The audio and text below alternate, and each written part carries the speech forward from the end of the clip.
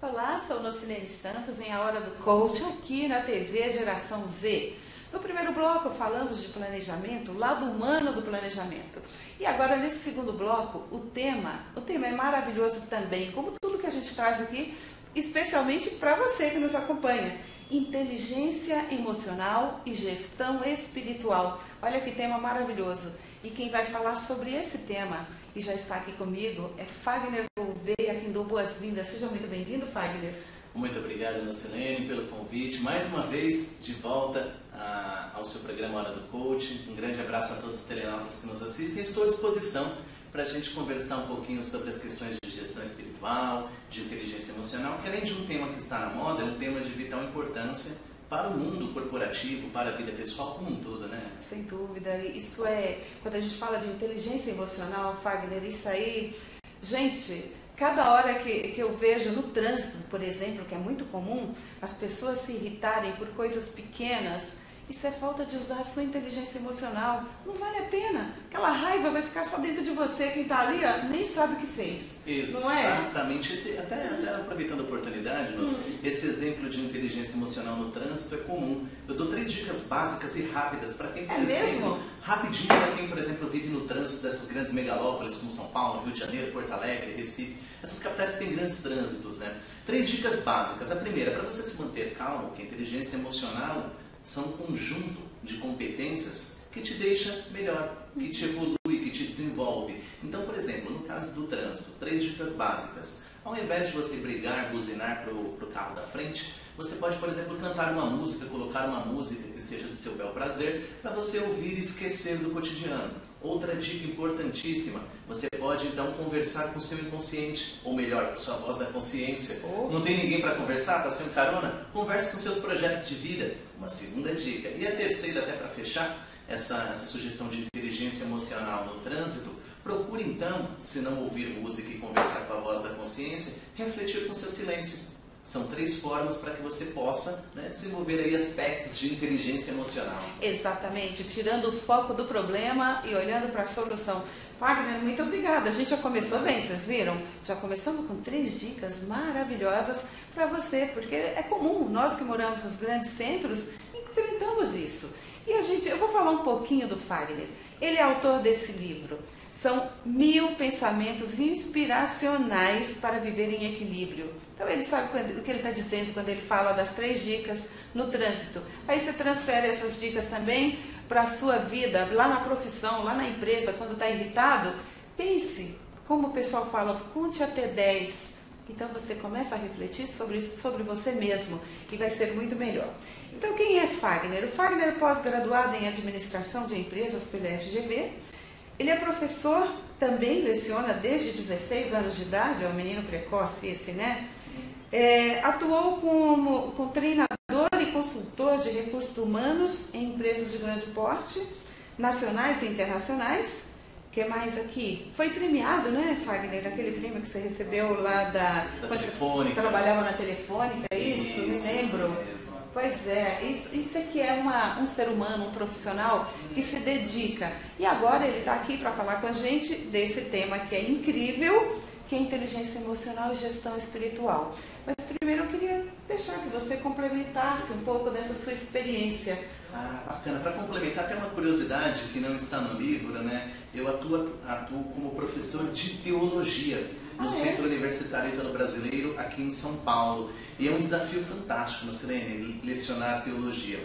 Nessa ciência tão fantástica, né, que teologia é o estudo de Deus, até para a gente começar a falar de gestão espiritual, eu leciono numa disciplina que se chama de administração e contabilidade religiosa.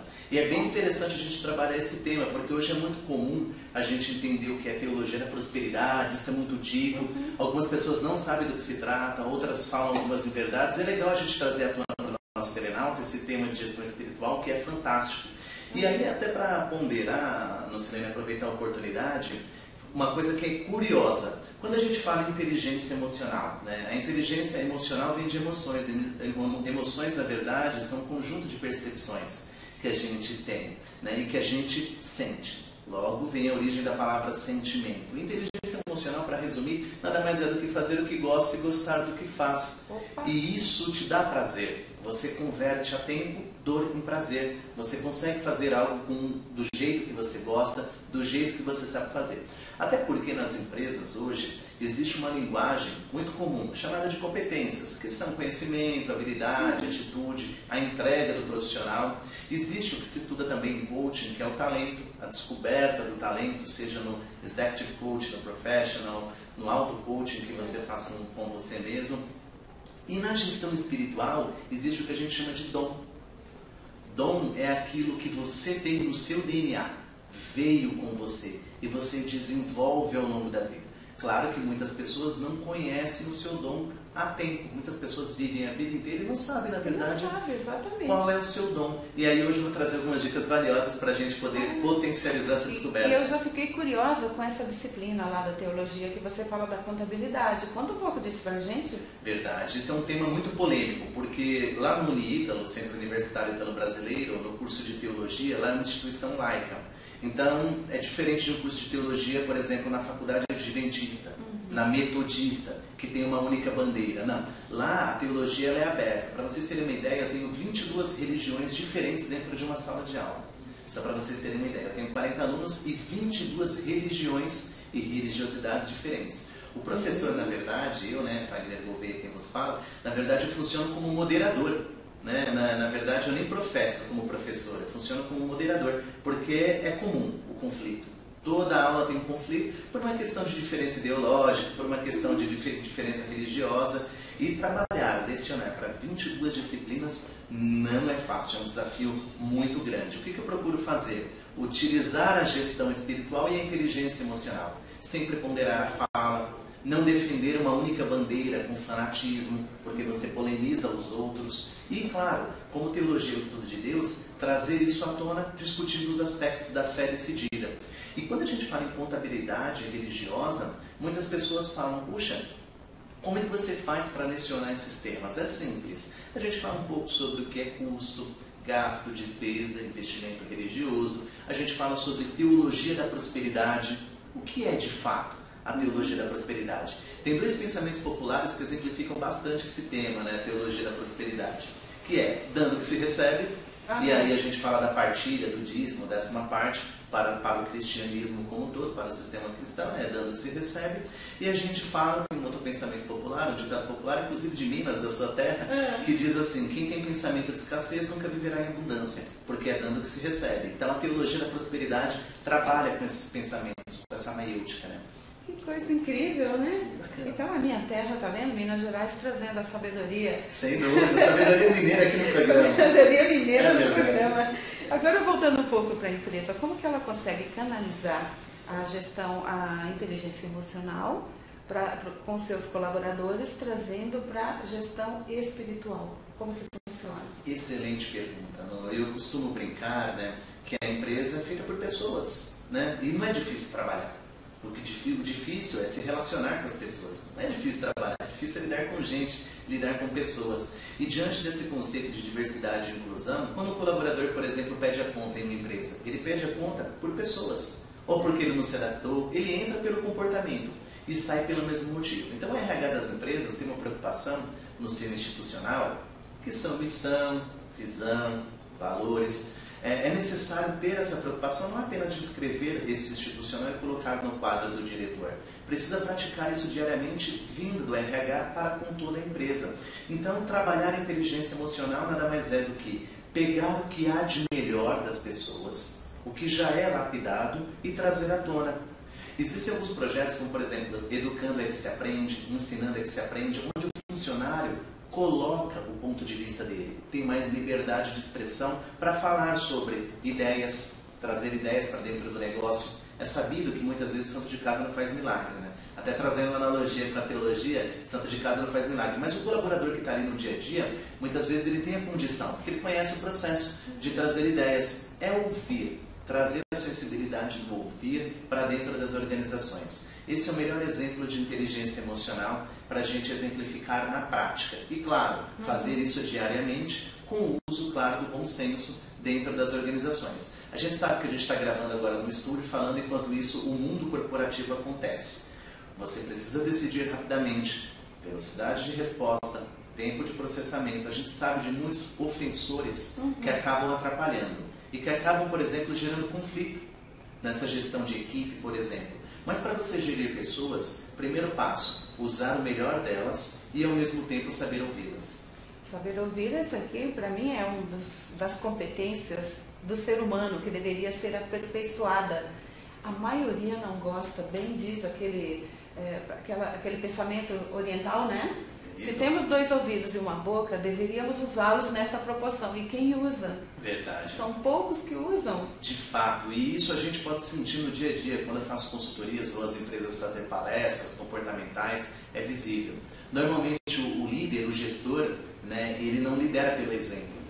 Faça o que eu digo, mas não faça o que eu faço. E isso faz com que a equipe não siga por influência, ela siga por decisão, por obrigatoriedade. E isso não é legal. Então, até uma dica para quem trabalha com liderança, e aí a gente fala das empresas como um todo, porque você tem uma equipe, tem os líderes que fazem o negócio. Então, de uma forma geral e resumida, é importante que o líder tenha essa percepção de extrair o melhor da equipe e que deixe as pessoas à vontade para que elas possam produzir. É até comum, né, hoje em dia, por exemplo, no âmbito operacional, no nível operacional das empresas, é muito comum você ver os funcionários não batendo mais cartão de ponto e produzindo mais. Sim, tem mais liberdade. A liberdade ela é fantástica, claro que não confundir com libertinagem, é importante o conjunto de regras, sem dúvidas, mas não transformar o ambiente em algo metódico, um clima pesado, uma energia ruim, né? Por quê? Por que não fazer uma coisa mais suave? Agora, entrando nessa linha da inteligência emocional, que eu acho que é uma das coisas que mais pega nos relacionamentos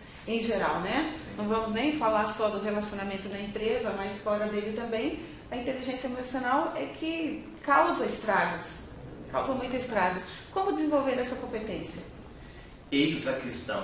Isso, na verdade, é um pensamento filosófico. Por trás dessa pergunta, a gente pode trazer à tona alguns pensamentos que exemplifiquem como desenvolver essa competência. Cada ser humano, ele nasce com um conjunto de valores, de competências que ele pode desenvolver, porque a gente não nasce pronto como um sapato, industrializado. A gente nasce não pronto e vai se fazendo ao longo da vida, se evoluindo, se desenvolvendo. Então, para desenvolver a competência de inteligência emocional, além do primeiro passo, que é extrair o seu melhor e refletir com isso mesmo, logo na sequência, menos importante, pensar positivo sempre. Isso é indispensável para quem quer sucesso, no que for sucesso a você. E logo na sequência, não menos importante dentro dessa variável, fazer por onde. Isso é inteligência emocional. De nada adianta você pedir a sua força maior, a sua fé decidida, se você não fizer por onde. Então, pensar positivo, fazer por onde e extrair as suas melhores competências, sem dúvidas, são parte do caminho da inteligência emocional. Se a inteligência emocional, fazer o que gosta e gostar do que você faz, procure descobrir hobbies. Faça do seu trabalho, que vem da origem do latim da palavra tripalho, que é tortura, faça do trabalho, não uma tortura, mas um ambiente de prazer. Para isso, você precisa criar essa atmosfera. Eu costumo brincar que todo mundo diz assim, né? Onde eu trabalho não presta. Se cada um falar isso, é porque você faz parte desse ambiente. E cada um tem a sua importância, seja a mudança que você quer ver no mundo, né? Pois é, porque os nossos comportamentos é que determinam o ambiente que a gente está. Exatamente. Então, se o ambiente está ruim, é porque o meu comportamento não é adequado naquele ambiente. Aí vem a questão do autoconhecimento, né, Fagner? Exatamente. Inteligência emocional se desenvolve olhando para dentro de si. Exatamente. E com esse autoconhecimento, você adquire cultura, educação. E aí, utilizando o dom, a gente já cai na gestão espiritual, você desenvolve o seu talento, que é mais do que a soma de competências. Então, que isso vai te dar sabedoria. Então, a sabedoria, ela vem com o tempo. A gente evolui ao longo da vida, tanto que piadas que te faziam rir há 8 anos atrás, talvez hoje já não façam mais. Não faz mais, mudou o sentido. Mudou o sentido, porque a gente evolui. E nessa evolução, quando você extrai o melhor de cada exemplo, você adquire sabedoria. E isso faz parte da inteligência emocional. E para adquirir sabedoria, é importantíssimo olhar também para a tônica do autodesenvolvimento, que é isso que você trouxe agora, Lucilene. É fantástico essa reflexão do autodesenvolvimento para a sabedoria. Já mostraram ali a nossa plaquinha de falta 5 minutos e tem uma pergunta super importante aqui, Fagner, que eu gostaria que você falasse um pouquinho dela. Qual é a importância da filosofia e do coaching no desenvolvimento de pessoas? Bacana. Bom, o coaching é a arte de fazer perguntas. A filosofia também. No meio do caminho, nós temos, por exemplo, a antropologia, que é o estudo do homem sobre ele mesmo. E um outro exemplo fantástico que a gente traz à tona na filosofia é a antroposofia, que é o estudo do homem sobre ele mesmo com as suas questões de dúvidas. Então, hoje, para a gente falar sobre as dúvidas, tem até aquele pensamento metafórico que diz assim: não são as respostas que movem o mundo, são as perguntas. As grandes ideias que nós tivemos na humanidade, as grandes ideias geniais, trazidas por homens de sabedoria e mulheres de sabedoria, elas vieram de críticas. Então, por exemplo, a internet, ela demorou mais de 10 anos para ser desenvolvida nos Estados Unidos da América por um chinês. Ele foi criticando ideias, criticando, até se tornar a rede mundial de computadores interligados. Então, quando a gente fala em perguntas, são elas que movem o mundo e são elas que, através dessa criticidade, desde que com um bom senso e um senso positivo, gera valor para a gente produzir, para a gente avançar na humanidade.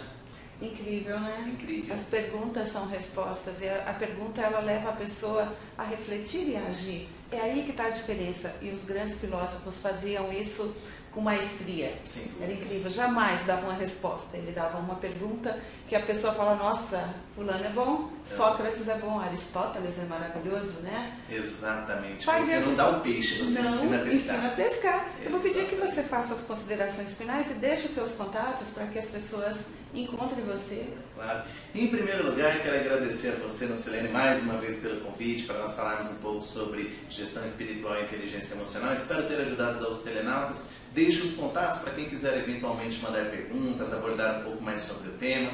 Né? O meu e-mail é fagner.comunicacam@yahoo.com.br. Deixo aqui os meus dois sites, radioliderbrasil.com.br e fagnergouveia.com.br. Fagner, foi um grande prazer, uma honra receber você aqui outra vez para compartilhar suas experiências. E lembre-se que se você quer inspiração, tem 1000 pensamentos inspiracionais aqui no livro do Fagner, disponível em várias livrarias e no site dele também. Você pode ir lá e conseguir comprar o seu exemplar. Muito obrigada por você estar aqui com a gente. Eu espero que vocês tenham gostado muito. E a gente volta outro dia. Claro. Quero até aproveitar a oportunidade, Nocilene, rapidinho, e mandar um beijo aí, um abraço para o Kendi, da editora Laços, né? Um beijo para a Poliana, Karen, e um beijo para todos os telenautas que nos assistem nesse momento. Um grande abraço. Claro, e que divulgue o nosso programa para levar informação a mais pessoas. Sou Nocilene Santos, falei com Fagner Gouveia.